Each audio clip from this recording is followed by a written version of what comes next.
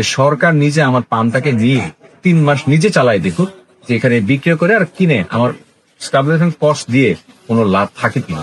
এখন এই অবস্থাটা, যেই মূল্যটা বৃদ্ধি করছে সরকার, এই বিদ্যুতের মূল্য আমাদের তো অনেক দফাই বাড়েছে, কমিশন তো বাড়ায় নাই, কমিশন তো ফিক্সড 8 টাকা কমিশন ধরে রাখছে।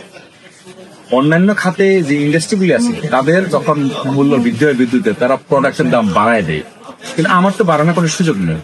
আমার তো commission buying and selling government নির্ধারিত, কিন্তু এটা উৎপাদন করতে হলে বিদ্যুতের যে খরচটা একটু দিনে দিনে বাড়তে বাড়তে এখন যেই পর্যায়ে আসছে, এই পাম্প তো বন্ধ করে দেওয়া কোনো রাস্তা নেই। আমার তো লস হচ্ছে।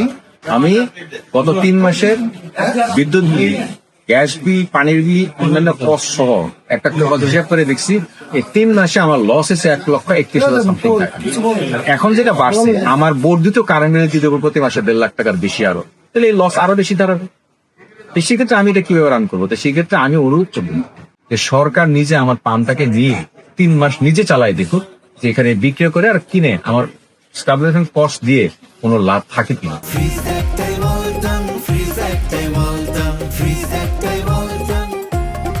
আর যদি আমার পাম্পই বন্ধ হয়ে যায়, সেই ক্ষেত্রে এগুলি দিয়ে যারা গাড়ি চালায়, সিএনজি, টিউলার, উবার, পাঠাও এবং কিছু ট্রাক, বাস, তারা কোথায় যাবে এগুলি বন্ধ হয়ে গেলে?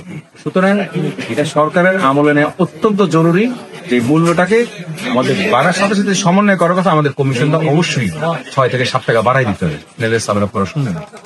জানুয়ারি মাসের যে বিদ্যুৎ বিলটা ছিল, সেই বিদ্যুৎ বিল আমি যেই পরিমাণ বিদ্যুৎ কনজাম করছি, অর্থাৎ পিক আওয়ার এবং অফ পিক আওয়ারে, তাতে আমার মোট তৎকালীন সময় যে ট্যারিফ ছিল, সেই ট্যারিফে ছিল 7,48,683 টাকা আমাকে বিদ্যুৎ বিল পরিশোধ করতে হয়েছে।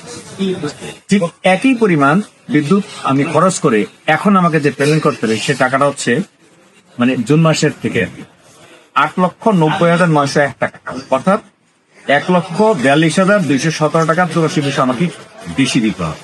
আর যদি পিক আওয়ারে বেশি ব্যবহার হয় তাহলে আরো বেশি পাবে। সেই ক্ষেত্রে পার্সেন্টেজের দ্বারা এটা 18.9, অর্থাৎ 20%, অলমোস্ট 19%। সেই ক্ষেত্রে আরো যদি 10 লক্ষ টাকা কারেন্ট বিল আসতো, তাকে এখন পেমেন্ট করতে হবে 12 লক্ষ টাকা, অর্থাৎ এই 2 লাখ টাকা বিদ্যুৎ বিল অতিরিক্ত দেওয়া লাগবে। তার তো কমিশন ফিক্সড 8 টাকা, কোথা থেকে যাবে?